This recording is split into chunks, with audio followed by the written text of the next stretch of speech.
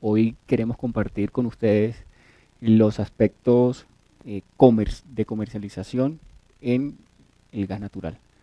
Mencionar los aspectos contractuales, darle un enfoque a lo jurídico para que identifiquemos cuáles son las obligaciones que hoy por hoy están establecidos en la regulación para la comercialización de gas en el mercado mayorista. Vamos a focalizarla única y exclusivamente en el mercado mayorista. Vamos a conocer también en el desarrollo de la charla antecedentes y fechas relevantes en la historia del gas natural. Rápidamente, como para entrar en contexto, vamos a mirar una línea de tiempo de unas fechas importantes que tienen unos hitos especiales y que están muy asociados a la comercialización. También vamos a hacer referencia a las autoridades en el tema de comercialización de gas y, desde luego, las principales actividades que involucra el gas natural. Como un tercer aspecto o tema, vamos a entrar en detalle en lo que es la comercialización de gas natural, pero exclusivamente en la parte mayorista, haciendo la diferenciación que existe entre el mercado minorista y el mercado mayorista. Haciendo un zoom en el mercado mayorista y detallando cómo está integrado ese mercado hoy por hoy, qué lo constituye, qué agentes participan en ese mercado, cómo pueden participar esos agentes en el mercado y qué tipo de contratos deben adoptarse en cada uno de los segmentos del mercado mayorista. Finalmente, un espacio para compartir conclusiones, un espacio para compartir observaciones y, desde luego, también aquellas preguntas que resulten son bienvenidas, y si tienen algún punto o algún aspecto que quieran tratar, con mucho gusto también entonces en esta última etapa o tema abrimos el espacio entonces para que así sea. Los antecedentes y fechas relevantes. Por mencionar entonces una línea de tiempo, 1960, la creación de la empresa de gas natural colombiano en la ciudad de Barranquilla, con un 50% de capital privado costeño. El objeto de su creación fue darle un mejor aprovechamiento al gas asociado al petróleo descubierto en el departamento de Bolívar. 1961, se expide por primera vez disposiciones asociadas a la prohibición de la quema del gas. Aquí, en una imagen, intento mostrarles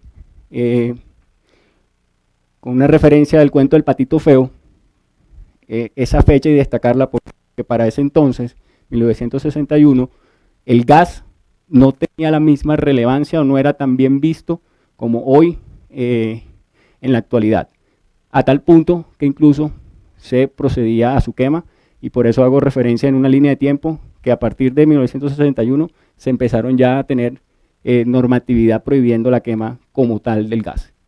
1962, la primera industria conectada fue en el Atlántico, Cementos del Caribe. 1973, descubrimiento de uno de los grandes campos, Ballena, primer yacimiento de gas libre y de gran magnitud. Se inicia la construcción en la costa atlántica del primer gasoducto, y en 1974 entonces tenemos la empresa principal transportadora en la costa, que es Promigas. 1977, ya entonces entramos en el escenario de la distribución, una de las primeras empresas pioneras en este tema, Gases del Caribe en la costa.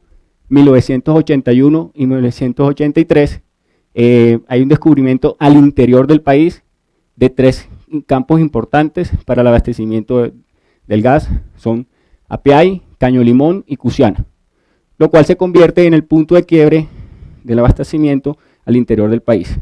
Y punto de quiebre hago la referencia porque entonces vamos a identificar cómo en el sistema de transporte hay 2 empresas que se destacan, una en el interior, Promigas, y otra, una en el interior, TGI, y otra en la costa, como es Promigas. 1987, la constitución de la empresa distribuidora y comercializadora de gas en Cundinamarca, y con presencia también en Boyacá, en el Cesar, como es Gas Natural. Y 1991, a través de un COMPES pedido por el gobierno, se aprueba el programa de masificación en el tema del gas. En otra línea de tiempo, una fecha para resaltar, 1992, todos conocemos lo que se presentó para esa fecha, la famosa Obra Gaviria y la presencia de fenómeno del Niño, primer apagón que se presentó en Colombia. Situación que de pronto estuvimos a puertas de vivirla el año pasado, también con una situación de racionamiento y escasez que se presentó. 1994 se expiden las dos principales leyes en el sector de los servicios públicos, en el sector de la energía eléctrica, la ley 143, y en lo concerniente a servicios públicos domiciliarios, la ley 142. 1997 se creó Ecogas, hoy TGI, y ya empezamos entonces a caer en el escenario de la regulación del gas, y en 1999 tenemos la expedición por parte de la CREC del Reglamento Único de Transporte RUT. 2007 se celebra un convenio entre Venezuela para el suministro de gas por parte de Colombia a Venezuela, acuerdo que hasta el 1 de febrero de este año estaba, se hacía el suministro. Sin embargo, por cuestiones políticas o por cuestiones físicas, todavía hay un proceso pendiente de devolución por parte de Venezuela a Colombia. Y el hito entonces relevante que vamos a mirar acá, y es la resolución que hoy vamos a desarrollar con detenimiento, ocurrió en el 2013. En el 2013 se parte la historia de la comercialización, porque en el 2013 se da la apertura a la actividad de la comercialización del tema de distribución. Me explico de mejor forma. El escenario para ese entonces era que la distribución se hacía por regla general con aquellas empresas que también desarrollaban la actividad de distribución. De manera que la comercialización casi que estaba asignada por el mismo juego del mercado a unos cuantos agentes. A partir del 2013, la CREC expide la resolución 089 y ese mismo año expide otra resolución, que es la 123 del 2013, donde da la apertura para que entonces aquellas personas, agentes que estén interesados en desarrollar la actividad de comercialización, lo hagan sin tener la condición de distribuidor como tal. Principales autoridades en el tema de la comercialización del gas natural. Desde luego, Ministerio de Minas, la CREC, Comisión de Regulación de Energía y Gas, usuarios y superintendencia. La CREC, destacamos 3 funciones esenciales que tiene en lo concerniente a la regulación para la comercialización de gas.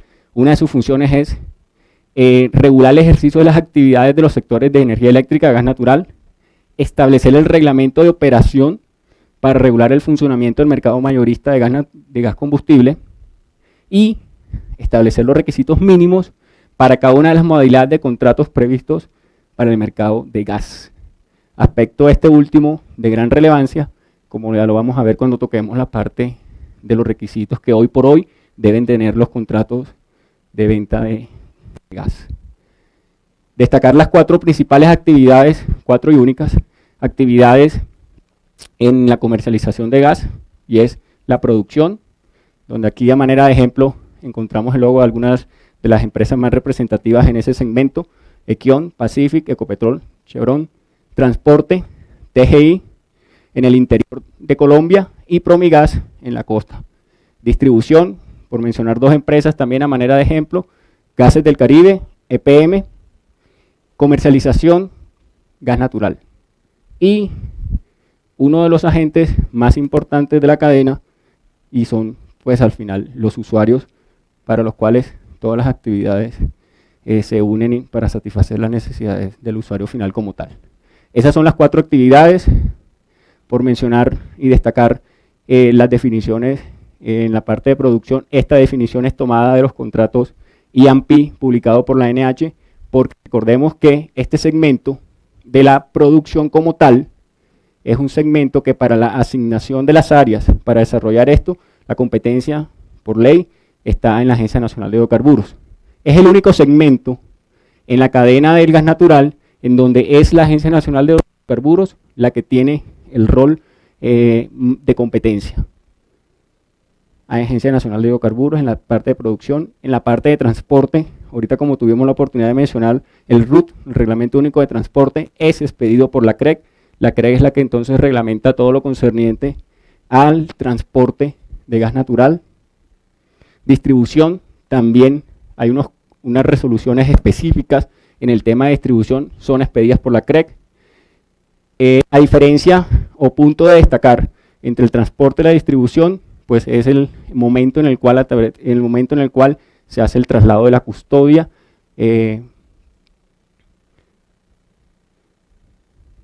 Y comercialización, mencionarles que este aspecto está regulado única y exclusivamente por la CREG, y la referencia de todas las actividades tiene su sentido para llegar al tema que hoy vamos a desarrollar, y es el de la comercialización.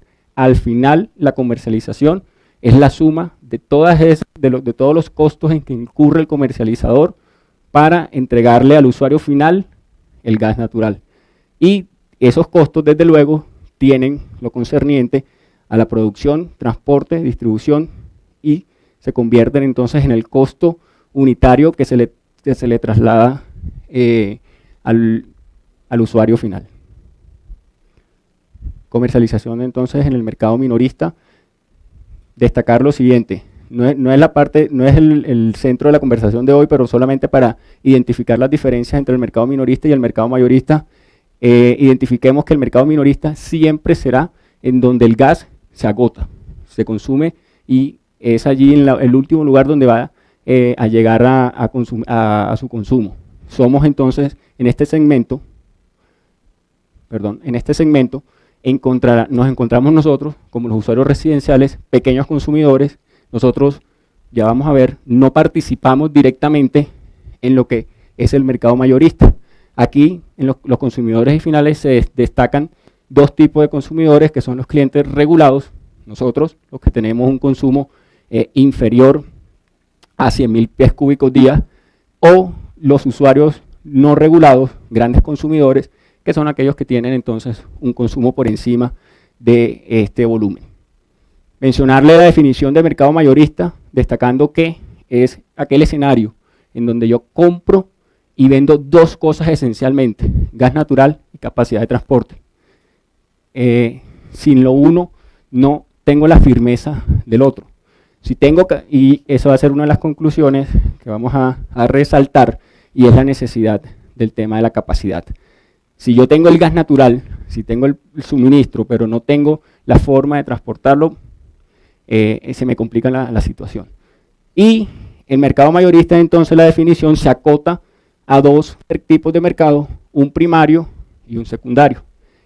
Vamos entonces a identificar qué pasa en cada uno de esos mercados, quién interviene en cada uno de ellos. Por resaltar de la definición que trae la misma CREG de lo que debemos entender por mercado mayorista, destacar dos aspectos. El primero, lo que se transa en el mercado mayorista es capacidad y suministro de gas. Y el escenario para hacer esas transacciones es el mercado primario y el mercado secundario.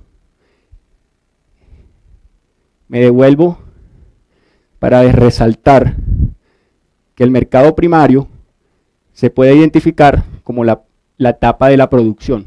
Es donde están los productores, es donde están aquellas personas, empresas que participaron en las rondas que promueve la Agencia Nacional de Hidrocarburos, participaron, les fueron asignadas sus áreas de exploración y encontraron gas, o de manera directa o asociado a petróleo como tal. Estos son los actores relevantes y más importantes en el mercado primario. Vamos entendiendo la diferencia del mercado minorista. Estos personajes, desde luego, nunca están en el mercado minorista. Y las reglas que vamos a ver únicamente aplican para estos agentes, no aplica para el mercado minorista. Dos resoluciones que ahorita se las mencioné son las claves en el tema de la comercialización del gas en el mercado mayorista.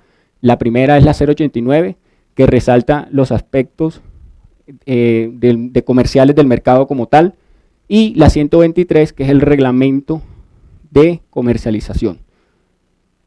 Entonces, el mercado mayorista se divide en dos, en donde vamos ahorita a detallarnos quiénes participan en cada uno de los mercados, qué modalidades se celebran en el mercado primario y qué modalidades se celebran en el mercado secundario, los requisitos que establece la misma regulación para cada uno de los contratos que se celebren en cada uno de estos mercados. Aquí empezar a hacer una diferenciación en el escenario que estaba, al menos el jurídico, en el escenario que estaba antes del 2013, y era que los contratos para la comercialización de gas no estaban regulados como están hoy, no tenían las exigencias que hoy la resolución 089 le señala específicamente en la parte de responsabilidad. Ahorita vamos a ver cuáles son esos requisitos mínimos que hoy exige cuando usted celebra un contrato de comercialización. Mínimos que exige, resalto, tanto para el mercado primario como para el mercado secundario. A manera de ejemplo, si una empresa de las que están en la producción y comercialización quieren entrar a vender gas natural, tienen que acogerse a estos requisitos que están establecidos en la norma que ya vimos ahorita, que es la 089. También vamos a mirar los mecanismos para la comercialización en cada uno de los mercados. En el primero es negociación directa, vamos a ver cuándo es subasta, cuándo es negociación directa. En el segundo, en el mercado secundario, lo mismo, pero con un cambio, y es que aquí vamos a encontrar un mecanismo que se denomina proceso de úselo o véndalo. Me adelanto para destacar que la finalidad y el propósito de todos los cambios en la regla de comercialización de gas, especialmente lo que buscan es fluidez de gas en el mercado. Me explico. Con anterioridad, algunas modalidades de contrato permitían que si yo compraba o a través de un contrato establecía cierta cantidad de suministro, yo lo reservaba y lo tenía. Hoy la dinámica cambia totalmente y ese gas que a pesar de que yo tenga contratado no utilice, cae en manos de una figura que se llama el gestor del mercado. Lo digo más despacio. Si yo hoy celebro un contrato para atender ciertas cantidades y no utilizo la totalidad de esas cantidades, el excedente cae en lo que conocemos como el mercado secundario, de manera que tengo yo que, me dan la opción, la regulación me da la opción de yo planear una contratación adecuada a mis necesidades, de manera que yo realmente contrate lo que necesite, pero a la vez que yo no retenga ni capture gas, y eso que permite que la gente que sí necesite gas o capacidad lo pueda encontrar en el mercado secundario. Si yo aquí celebré un contrato con una capacidad y ocupé todo el sistema, pero contractualmente, pero en la realidad no es así, ese excedente de capacidad cae a este mercado y aquí quien tenga la necesidad la puede contratar. Entonces, la figura del gestor del mercado también es lo que se asimila en el sector eléctrico a XM. Acá entonces es el gestor de mercado. Vamos a ver también cuáles son las funciones principales que tiene esta figura como tal.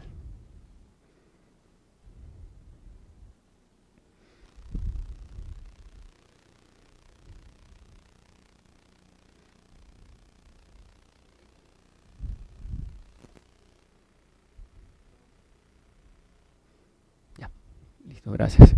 Los participantes. Recordemos, lo que yo transo es suministro y capacidad de transporte.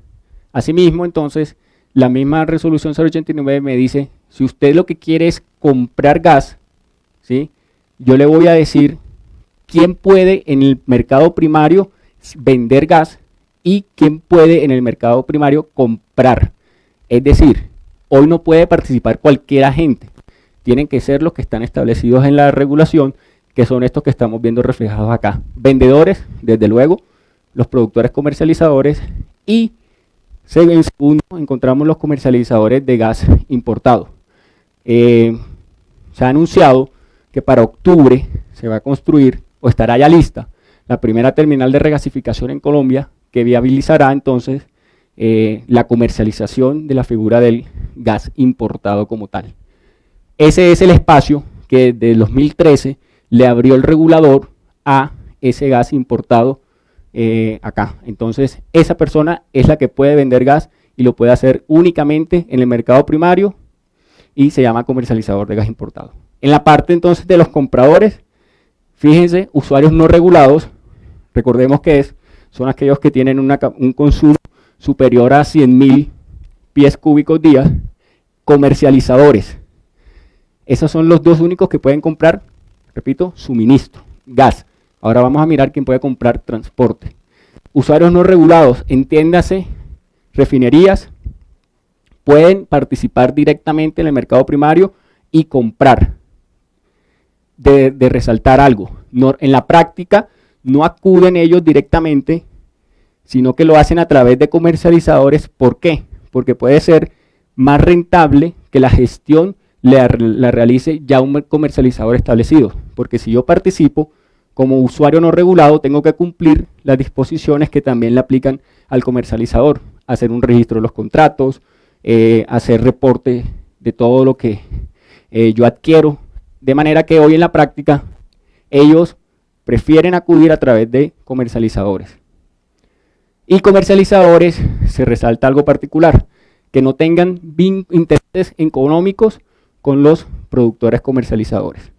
Aquí digamos que hay un tinte de disposición que quiere garantizar la autonomía y la independencia entre los productores y los comercializadores, y es en este punto. El comercializador que sea comprador de suministro no puede tener interés económico con los productores comercializadores o viceversa.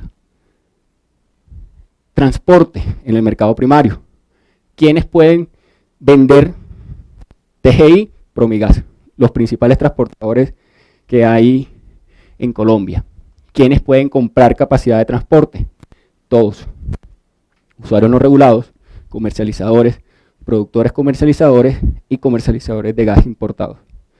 En el espacio de los comercializadores se va creando entonces también la promoción de esa actividad y consecuencialmente la promoción de la competencia en ese segmento de la comercialización. Encuentra hoy entonces uno en gas natural, comercializadores puros, que era una figura que normalmente se utilizaba en el sector eléctrico.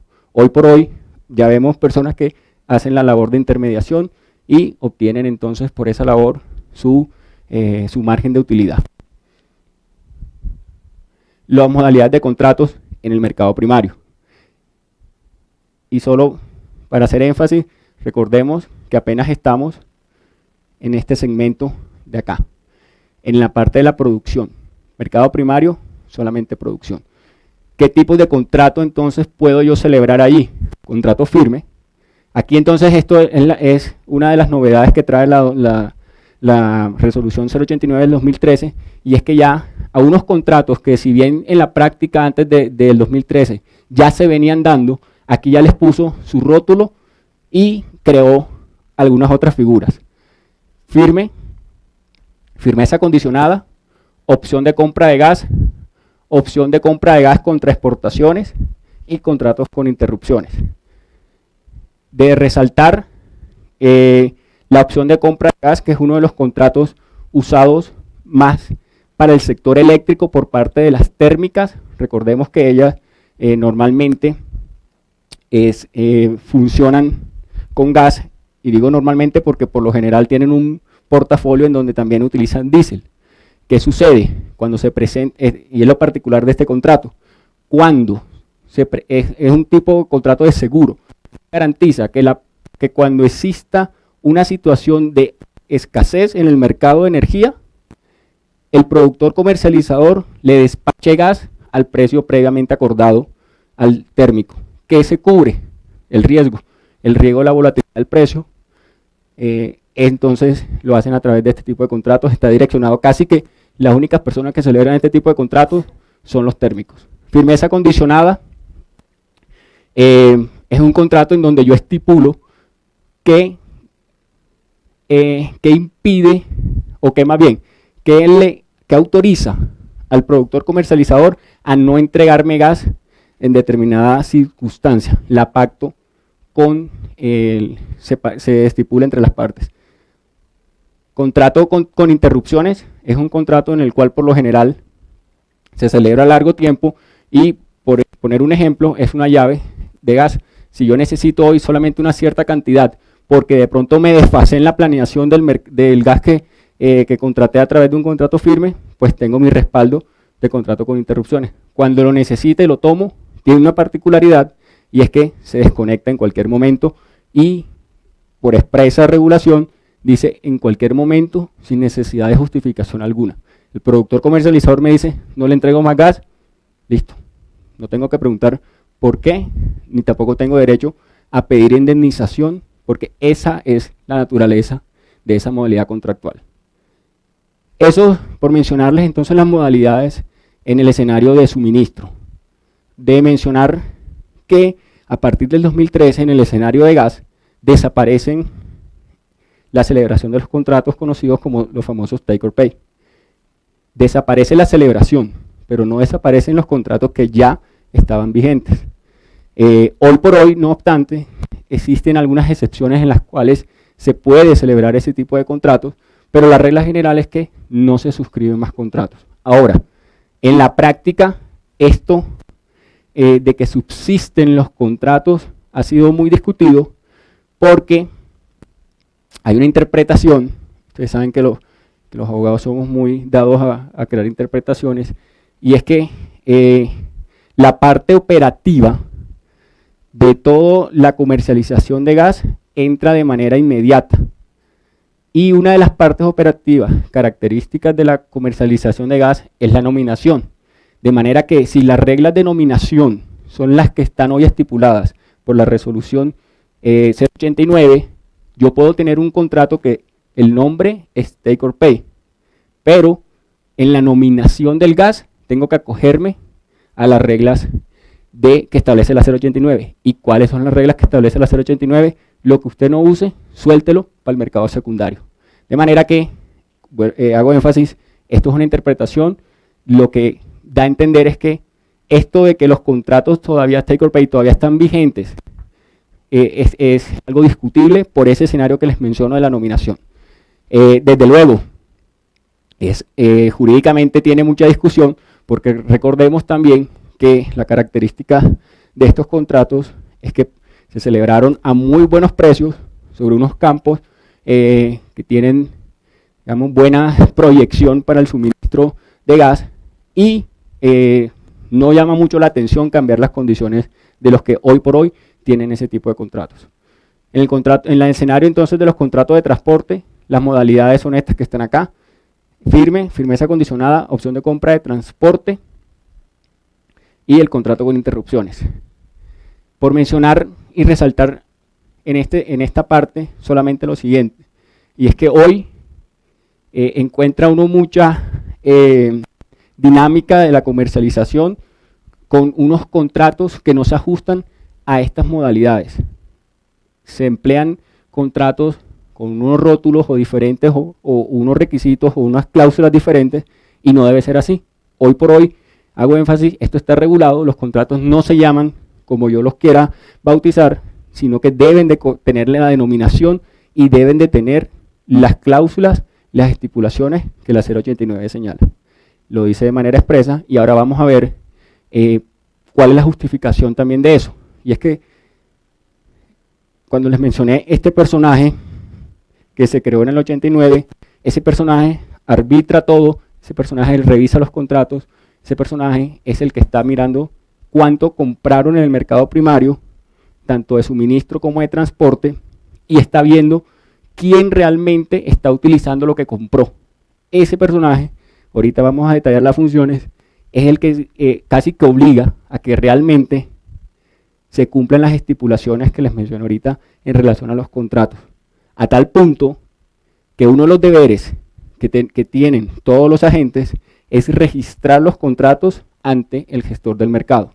Y si los contratos, cuando se está surtiendo el proceso de registro, no cumplen con estas denominaciones o no tienen las cláusulas que específicamente señala la 089, se rechaza el registro. El rechazo del registro, ya lo vamos a ver ahorita también, es una causal de eximente de responsabilidad.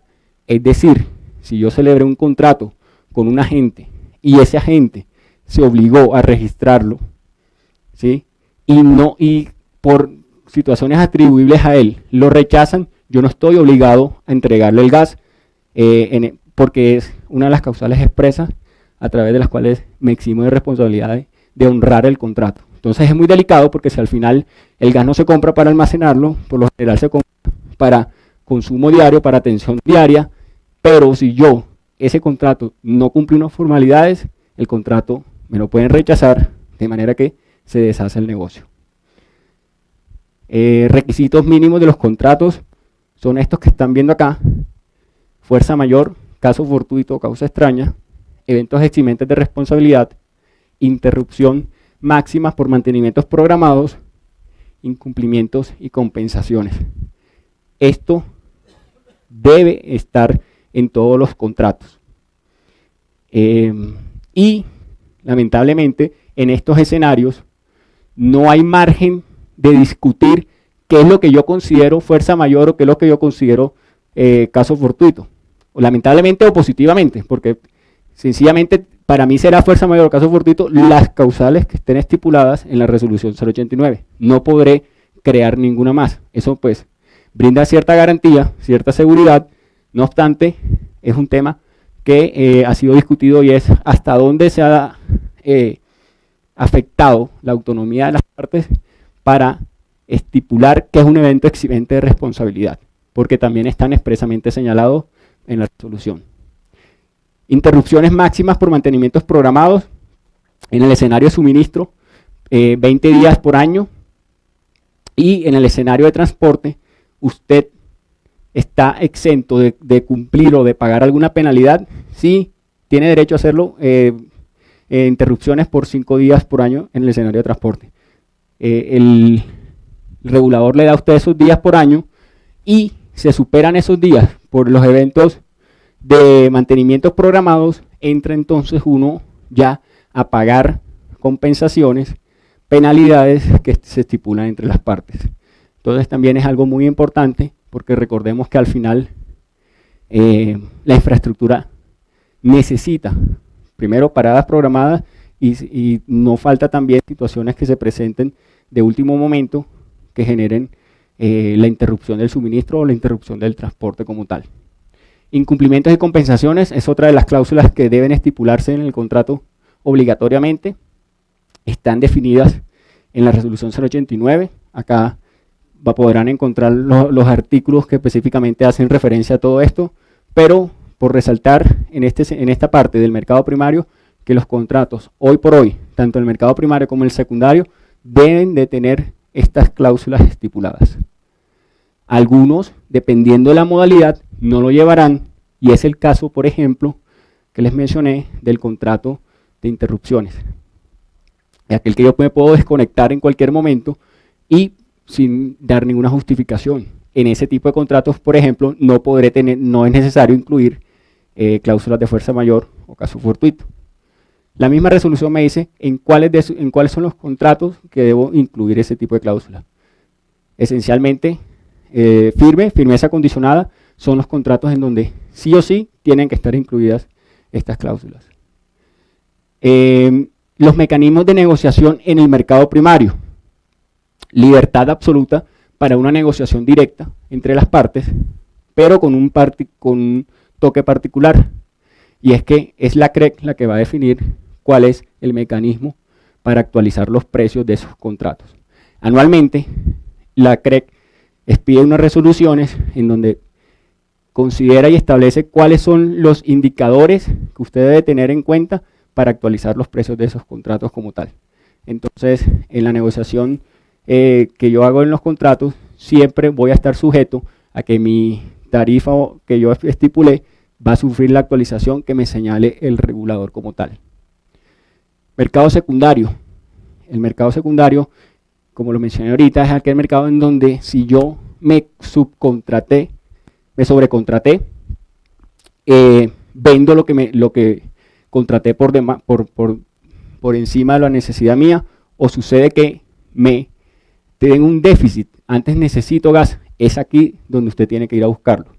Y aquí también en el mercado secundario, como en el mercado primario, la regulación les dice quiénes pueden participar en la parte de suministro como vendedores y en la parte de transporte como vendedores y compradores. Aquí en la parte de suministro, los que pueden vender son los comercializadores y los usuarios no regulados, con una particularidad.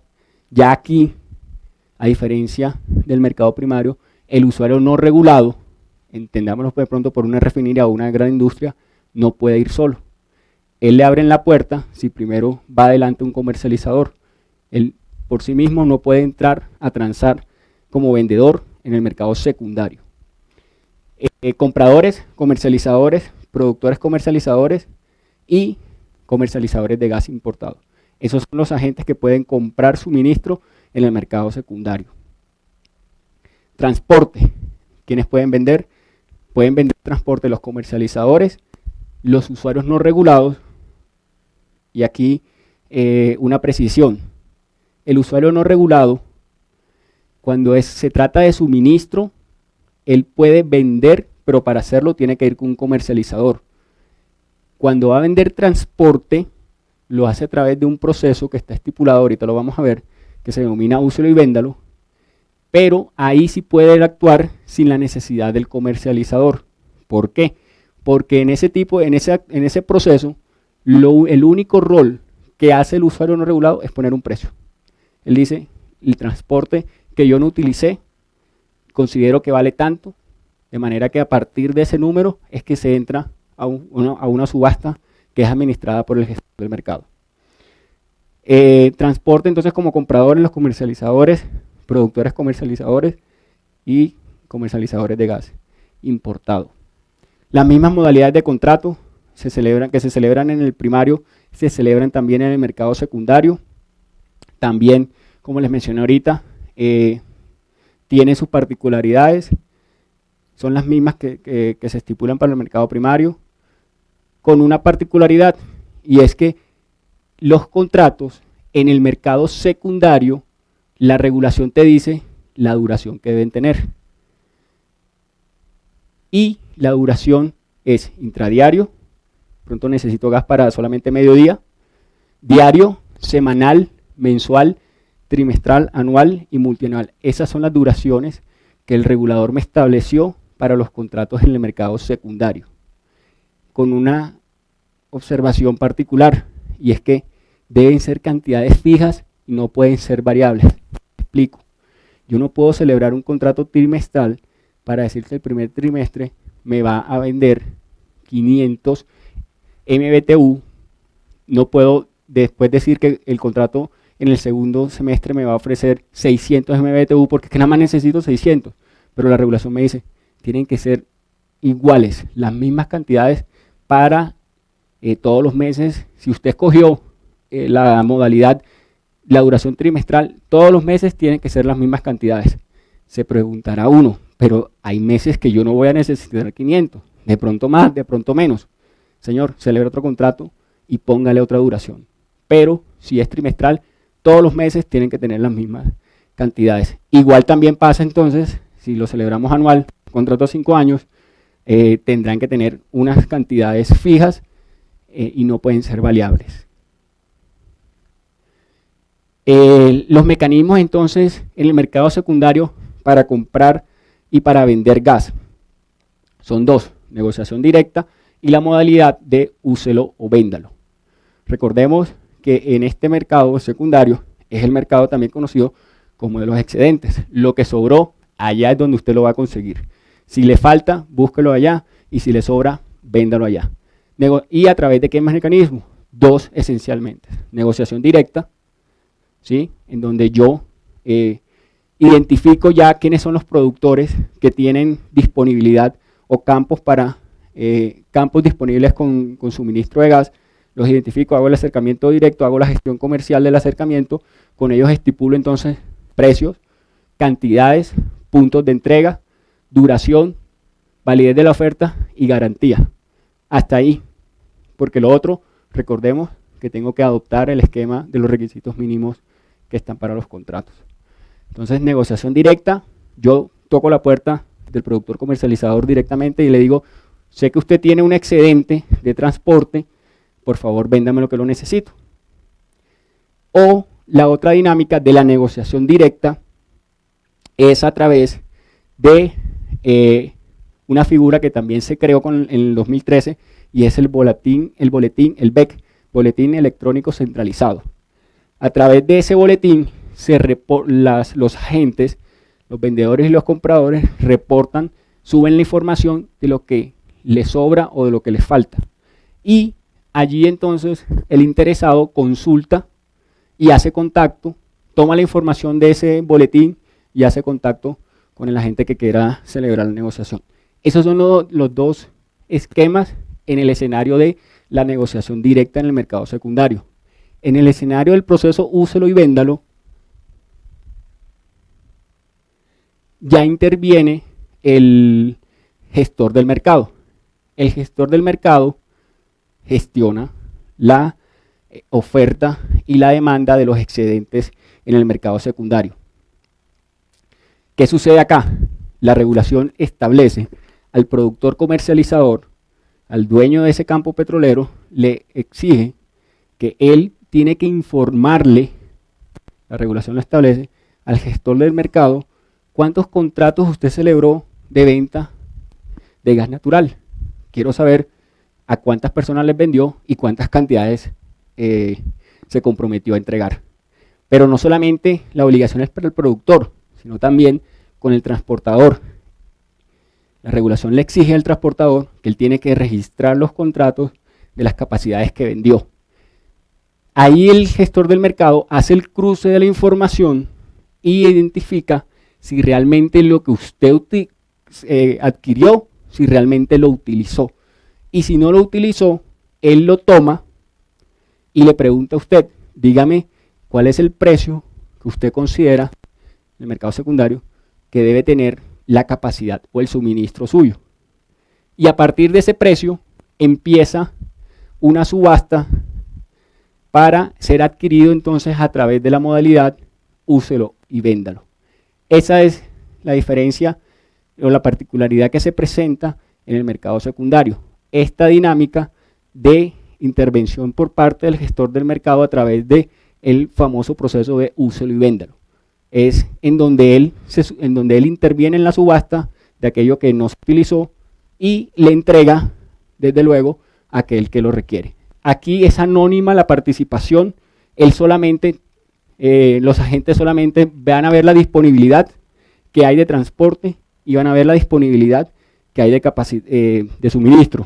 Al final, solo cuando se cierre la subasta, el gestor del mercado le dirá a los agentes, usted le compró a determinada empresa, así que acérquese y vaya y formalice el contrato. Ya la labor de formalización del contrato le corresponde a las partes, pero la dinámica y la gestión le corresponde al gestor del mercado. ¿Quién es el gestor del mercado entonces? Es el responsable de la prestación de servicios de gestión del mercado primario y del mercado secundario. La remuneración de los servicios presta el gestor del mercado se reconoce a través de un esquema de ingresos regulados. La CREC anualmente les pide una resolución a gestor del mercado, que hoy es la bolsa mercantil, les pide entonces una resolución en donde le fija cuánto va a recibir por los servicios que va a prestar anualmente.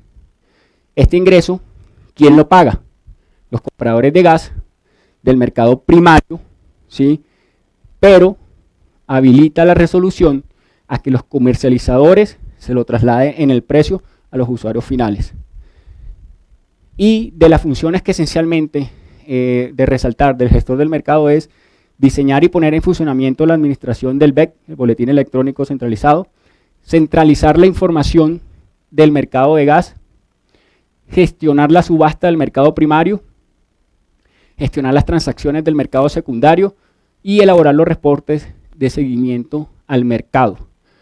El gestor del mercado, si bien fue una figura que se empezó a desarrollar a partir del 2013, solo entró en funcionamiento hasta el 2015. Enero del 2015 entró en funcionamiento la figura del gestor del mercado.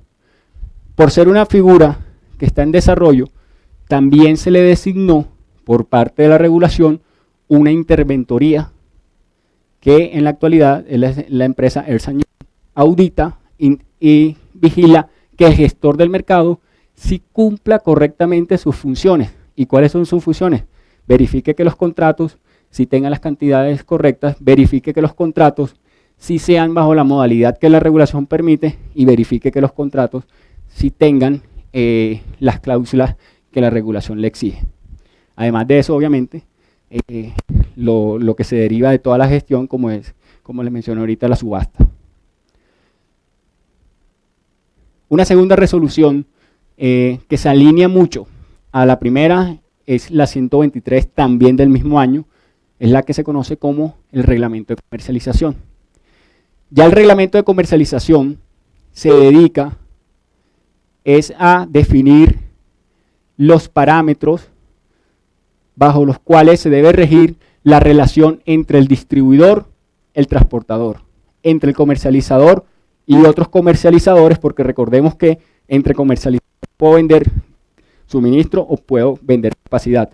Pero además, esa resolución establece qué responsabilidades tiene el transportador con el comercializador, con el distribuidor, pero la responsabilidad que tienen todos estos personajes con respecto del usuario final. El usuario final, entonces, en el reglamento de comercialización, encuentra cómo lo debe tratar comercialmente el agente que lo está atendiendo. Encuentra allí también las obligaciones que se deben cumplir para ser comercializador. No cualquiera puede ser comercializador, las obligaciones, los pasos que debe seguir están estipulados en esta resolución como tal. Los derechos y obligaciones, tanto de los comercializadores, de los usuarios no regulados, cuando participan directamente, las obligaciones tanto del comercializador, del usuario no regulado y de los distribuidores. Señores, cada uno tiene un rol muy importante en la comercialización, pero también tiene unas obligaciones que cumplir. La liquidez, un tema muy relevante que encontramos en el reglamento de comercialización, es lo concerniente a cómo se liquida una factura y de qué, de suministro, transporte y distribución. Repito, aquí es donde encuentra uno todas las obligaciones concernientes a estos segmentos de la cadena. Y el tema casi no menor es el tema de cómo se factura, pero además de eso, cómo yo objeto una factura, cómo objeto una liquidación, cuándo puedo rechazar una factura, están las causales expresamente señaladas en esta resolución, pero además de eso, los tiempos que tengo yo para rechazar una factura. ¿Y qué pasa si no se cumplen los pagos correspondientes de conformidad como está establecido en la regulación? También ella te señala entonces las consecuencias que van desde la suspensión, corte, reconexión y restauración del servicio. Recordemos, no nos salgamos que estamos en el mercado mayorista. Son las reglas para la suspensión y corte y reconexión de empresas grandes, estamos hablando de grandes consumidores del servicio de gas. Y en muchas ocasiones, todos esos actos que pueden afectar la producción de una empresa, vale la pena tenerlos muy claros, porque sin duda cualquiera de estos actos puede impactar a estos grandes consumidores.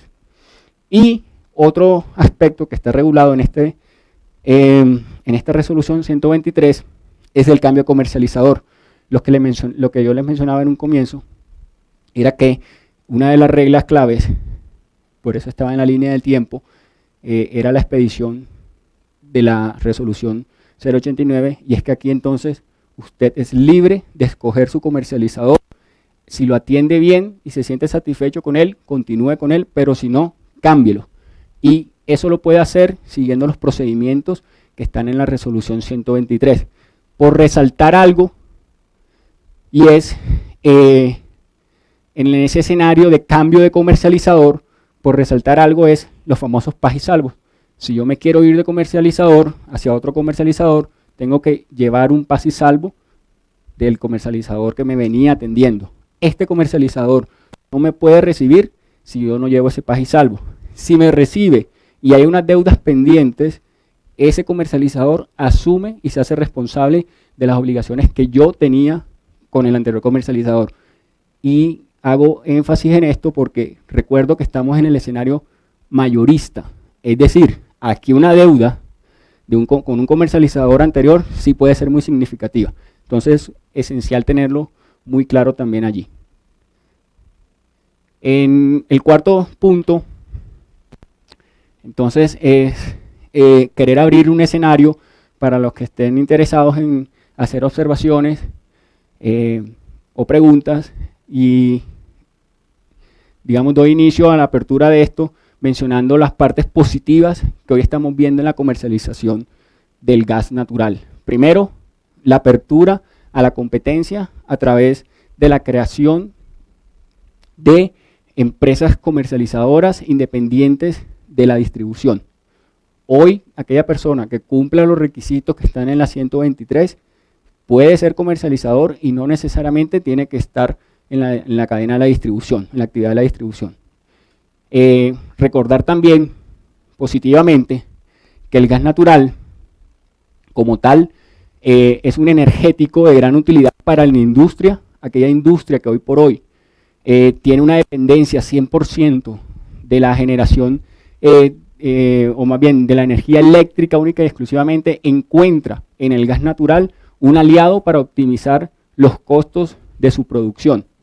Pero además, otro papel relevante que juega el gas y que aplican todas esas reglas que hemos acabado de ver y todas esas resoluciones es el escenario de la energía eléctrica con la cual se cubre la demanda en Colombia.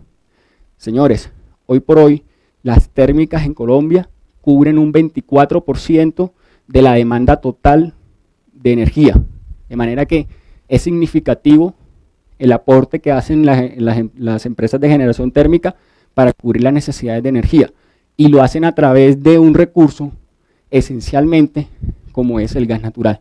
Insisto esencialmente porque vemos que las térmicas funcionan con diésel, carbón o gas. El gas es el más barato, de manera que es un elemento esencial para la generación de energía eléctrica a través de fuente térmica. Y también de resaltar positivamente en el escenario de la comercialización que se están creando señales por parte de la CREC para fomentar el incremento de la capacidad de transporte, situación que siempre ha sido muy reprochada, que siempre ha sido objeto de discusiones, y es que hay producción atrapada. Existen campos hoy que tienen la potencialidad de brindar gas, pero sencillamente por su ubicación geográfica no encuentran el mecanismo de llevar ese gas para su comercialización. Hoy por hoy, esa situación, si bien sigue pendiente de solucionarse, ya encontramos unas resoluciones expedidas recientemente este año, son la 37 y la 38 del 2016, en donde la CREC invita a aquellas personas que quieran participar en la construcción de infraestructura a que lo hagan a través de unas convocatorias que van a realizar la UME, todo con un fin, y es de solventar aquella situación que hoy se está viviendo en relación al transporte. Usted identifique dónde hay la necesidad de hacer ampliaciones o donde hay la necesidad de construir nueva infraestructura, y a través de estas resoluciones usted podrá ser seleccionado por el Estado para entonces participar en la construcción de esa infraestructura. En algunos casos está acotado para solamente los transportadores, y en otros la invitación es abierta para agentes inversionistas que deseen participar en esta actividad. De manera que encuentra uno una señal positiva en estas dos resoluciones de la CREC. Oportunidades de mejora. Algo que siempre se ha resaltado en el sector cuando entramos al hacer las construcciones de gasoductos, oleoductos, o incluso también cuando se están ya desarrollando las actividades propias de exploración y producción, en lo concerniente a los temas ambientales, a la expedición pronta y rápida de los permisos o autorizaciones ambientales. Es algo que también padece el sector de gas, también padece de esa situación, y es una oportunidad de mejora que sin lugar a dudas se avanzará en ello. Se han reducido los tiempos, pero sigue surgiendo situaciones muy complejas. Al menos lo hemos visto recientemente en el tema de la minería, donde semanalmente se crean nuevas comunidades que impiden entonces el desarrollo de estos proyectos tan interesantes y necesarios para el país. Por mencionar algo, por eso copié acá este mapa de infraestructura, por mencionar algo complejo en el tema de la capacidad de transporte, es que sencillamente el gasoducto no se ensancha por mucho gas que yo le inyecte, de manera que si hay unos tramos que ya están contratados y cubiertos de pronto por una larga duración, es decir, si yo compré la capacidad de determinado tramo hasta el 2020, señores, cierro la posibilidad entonces para que los campos que estén por allí cerca entren a ese transporte, accedan a ese transporte y puedan entregarlo su gas en otro punto. Eso de destacar allí. Y por último, las dos resoluciones que salieron recientemente son unos borradores, están a consideración y en consulta para observaciones, la 037 y la 038, que definitivamente cambiarán el esquema de infraestructura, porque hoy por hoy permitirán entonces el desarrollo de todos estos proyectos necesarios para la ampliación o construcción de nueva infraestructura. Con eso quería abrir el espacio por si de pronto alguien está interesado en hacer algunas observaciones. Sé que ustedes tienen un expertise muy alto en todo este tema de hidrocarburos y por eso, digamos, abro el espacio con la mención de estas dos conclusiones. Agradecerles por la atención, por el espacio.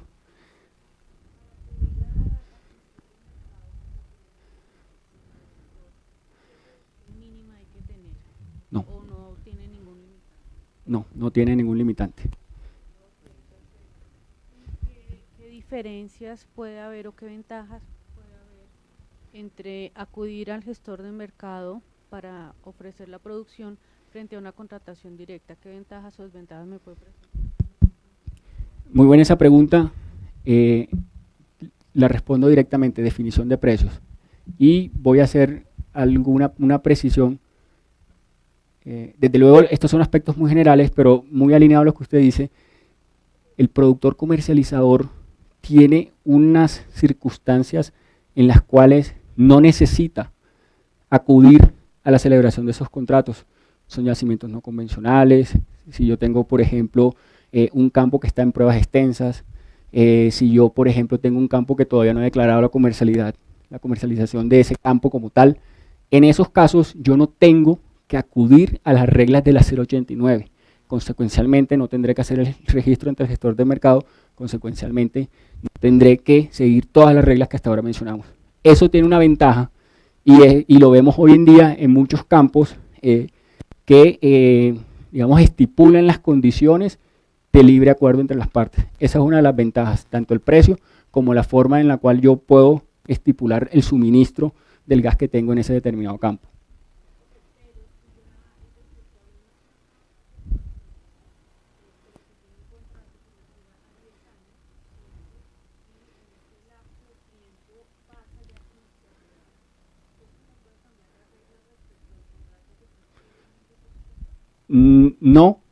No, pero acá retomo lo que en algún momento les mencioné en relación a la interpretación que hay en la parte de la operación, de la nominación.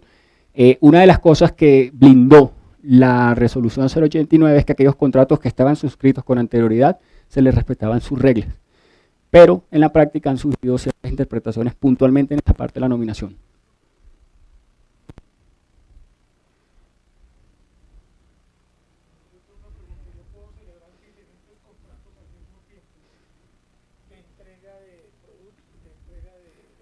Sí, señor. Por ejemplo, celebrar un contrato para que me entreguen diariamente y también celebrar un contrato para que me entreguen semanalmente, y eso sí lo puedo hacer.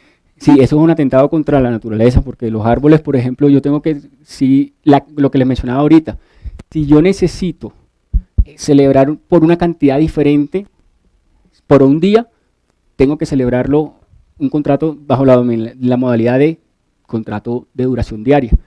Porque para ese día yo nada más necesito cierta cantidad y puede ser mucho menor que la que necesito para el día siguiente. Señor, le toca celebrar un contrato porque es una cantidad diferente. Exactamente.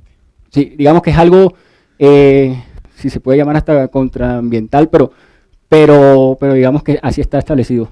Y la otra pregunta es, yo, por ejemplo, compro el campo o compro los derechos de un campo y quiero hacer todo el proceso, ¿no lo puedo hacer? Tengo que entrar a usar a gas natural, tengo que entrar para el transporte a los otros dos participantes, ¿no lo puedo hacer yo? ¿Construir todo? Construir, Y hacer, o sea, sacar el gas, sí, transportarlo y entregarlo finalmente. sí lo puede hacer, Todo, sí. sin necesidad de yo intervenir con ellos. Sí, recordemos una cosa particular y es que lo que les mencionaba ahorita en la producción comercialización, en la producción, las reglas de la comercialización en la cadena son diferentes a las que arrancan a partir del transporte y recordemos que una de las particularidades que tiene el sector petrolero es que esos límites de integración no existen.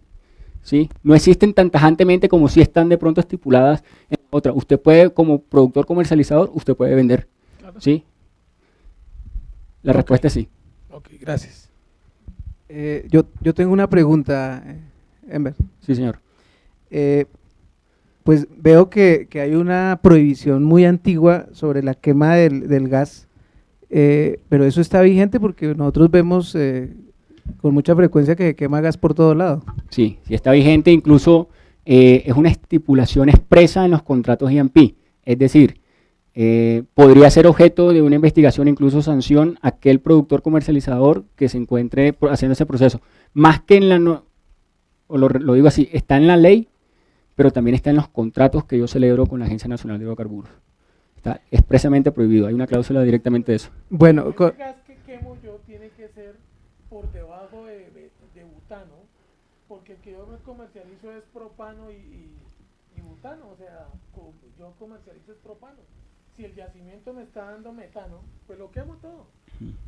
Ahora, aquí no. ¿Qué hago con el metano? ustedes recuerden también que hay un punto de fiscalización. Hay que quemarlo porque por el tubo no se puede ir.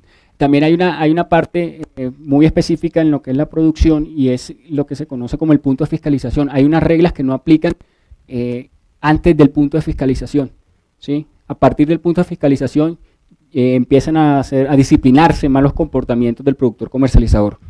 O de pronto muy alineado a lo que usted menciona ahorita. Bueno, mi pregunta iba a enlazarla con la siguiente pues consulta también. Uno puede entender que esos excedentes, de hecho hicimos un ejercicio más bien como académico y le preguntamos a una compañía operadora muy reconocida cuánta cantidad de gas tenía en estas líneas. Bueno, primero se demoraron un buen tiempo en darnos la respuesta, finalmente no la entregaron, pero no nos dieron las unidades. Nosotros suponemos que son pies cúbicos por día. Y lo que encontramos es que es una cantidad muy importante, es bien interesante. Entonces la consulta sería, nosotros podríamos entender, pues no con el ánimo de ir a denunciar o hacer alguna cuestión no constructiva, sino todo lo contrario, podríamos entender que esto es un gas excedente para hacer un tema de comercialización. Ahí lo particular es que puede ser un gas excedente, pero puede ser que no esté sujeto a las disposiciones del mercado mayorista en donde deba hacer la declaración de esos excedentes como tal, ¿sí? Entonces, recordemos digamos, habría que ver el caso puntual, darle el zoom al caso puntual, porque puede ser de pronto un campo que se encuentre en pruebas extensas, no sé, puede ser, digamos que el caso particular habría que revisarlo, pero puede ser una situación en la cual no esté sujeto a que los excedentes deban entrar en las reglas del mercado mayorista de gas natural. ¿Sí? Hoy hay unas figuras que se llaman, creo que los centros de distribución, en donde se atiende, digamos, suministro a puntos cercanos a los pozos o incluso se reinyectan, como ustedes sabrán, o también, ahorita también entiendo que la figura del GLP está tomando mucha fuerza también en el abastecimiento, digamos, cercano a los campos. Aló. Una pregunta, el tema de, nosotros teníamos entendido que el productor de menos de 30 millones de pies cúbicos día no estaba regulado, o eso nos dieron a entender con un comercializador de gas en norte de Santander. Digo, si usted produce menos de 30 millones no tiene que ir a la CREC, si usted produce más tiene que ir a la CREC. lo cual diría que nosotros, si producimos menos de 30, no tendríamos que estar con el tema de úselo o véndalo y este tipo de reglamentos, ¿es cierto? Muy de acuerdo, no lo acoto al tema de la cantidad como tal, lo acoto es a la fuente como tal, el tipo de fuente en donde usted esté produciendo esa cantidad. Si está dentro de las excepciones que consagra la misma 089, la misma 089 le dice, si usted está en estas condiciones, su fuente tiene estas condiciones, ¿sabe qué? Ni me mire, usted puede hacer lo que quiera. Entonces lo acoto más al tipo de fuente, no a la cantidad. Sí. Y a ese punto que dice el señor, entonces yo le puedo poner el precio que quiera al grano. Porque no estoy regulado, ¿no? Sí, falta que se lo quiera pagar al precio que lo ponga usted. Sí, no, la respuesta es sí, pero falta ver si de pronto encuentra comprador. Sí, pues, un gas atrapado, no sé si sea... Sí, señor. Si yo tengo un contrato de 1 millón de pies cúbicos diarios, pero solamente me están requiriendo, qué sé yo, 500, ese excedente que no está siendo aceptado o utilizado me queda claramente libre, ¿cierto? Para acudir al mercado secundario. ¿Podría yo exigirle a esta persona con la que tengo el contrato algún tipo de indemnización, pago o liberación por este excedente que no está consumiendo? Sí, recordemos lo que yo les mencionaba ahorita. Los requisitos son los requisitos mínimos que deben tener el contrato. Cae en el escenario entonces también de la interpretación de los abogados, los requisitos mínimos, pero yo puedo estipular otros aspectos como el que usted menciona. En el caso de los famosos gasoductos virtuales, que a veces son poco conocidos, ¿cómo entrarían en el rol de la cadena que nos mencionó? ¿Son comercializadores, son de transporte o cumplen algunas, o todas estas? Bueno, él entra en el escenario, aquí me voy a meter un poquito con la regulación de distribución, hoy entra en el escenario incluso de distribuidor y tradicionalmente en el escenario de comercializador como tal, pero él debe adquirirlo a través, cumpliendo las reglas que ya les mencioné ahorita, ¿sí? La particularidad de él es que los gasoductos virtuales hoy no tienen la regulación, no están regulados plenamente, de manera que uno encuentra hoy todavía espacios para que este nuevo esquema de negocio se multiplique incluso dentro de zonas que ya donde hay distribuidores incumbentes. Me explico de mejor forma. Hoy adquiero yo, si voy a distribuirlo a través de gasoductos virtuales, debo adquirirlo a través de las reglas de la 089. Pero al final recordemos que tengo que distribuirlo, ya lo adquirí. ¿Cómo lo voy a distribuir yo? Puedo entrar en el mercado, por ejemplo, de gases del Caribe, ¿sí? Donde hay un distribuidor incumbente, yo puedo entrar ahí y casi que creo una isla dentro del mundo de la distribución que ya está incumbente. Hoy eso se permite porque no hay una prohibición expresa a que se desarrolle eso. Incluso no hay una prohibición y hay una resolución reciente que lo que ves que está promoviendo ese tipo de desarrollo de negocio del gas natural virtual. Señor. En el tema de hacer una integración vertical, produzco, distribuyo, entrego y le cobro al consumidor final. Hago énfasis en esto, dependiendo de la fuente de la cual yo obtenga el gas. Si están en las excepciones que están estipuladas en la 089, y habría que ver cada caso puntualmente, no tiene por qué caer en estas reglas. La misma resolución lo dice.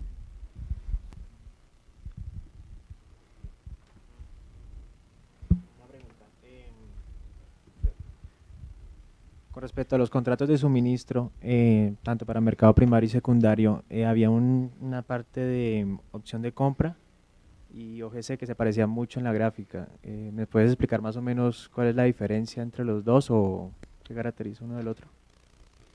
Opción de compra de gas y opción de compra de transporte, la finalidad y la naturaleza es la misma. Lo que cambia. Pero es que aparecían dos, opción de compra y OGC con transportaciones. Opción. Sí.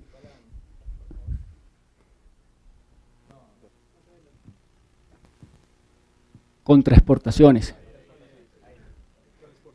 Contra exportaciones. Sí, digamos, vamos a utilizar un ejemplo y es, sí, Venezuela. Si yo, por ejemplo, tengo, como lo tengo en efecto, contratos para entregarle gas a Venezuela, esos contratos yo puedo celebrar con ese agente que le está vendiendo, entregando a Venezuela, puedo celebrar un contrato de esta modalidad, donde él me dice, mano, le desconecto si me toca priorizar a Venezuela. Esa digamos que es una de las características de esto. Usted tiene un gas, ¿sí? Funcione tranquilo que usted tiene gas, pero le digo una cosa, cuando a mí me toca honrar a Venezuela, lo desconecta usted y usted no tiene ningún derecho a decirme, ¿por qué me interrumpió? Porque esa era la modalidad, con transportaciones. Dependiendo, entonces por ejemplo digamos que entonces sería, digamos entre países, este es el que permite que en cualquier momento yo te desconecto y no tengo que decirte, ni tengo que casi que ni informarte en las razones.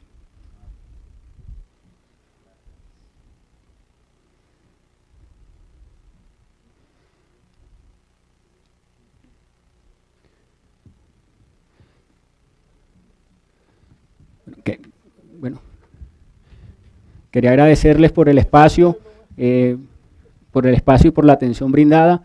Espero que haya sido de agrado el tema de la comercialización de gas y bueno, también quedo a su disposición para cuando requieran algo más en detalle sobre este punto. Muchas gracias.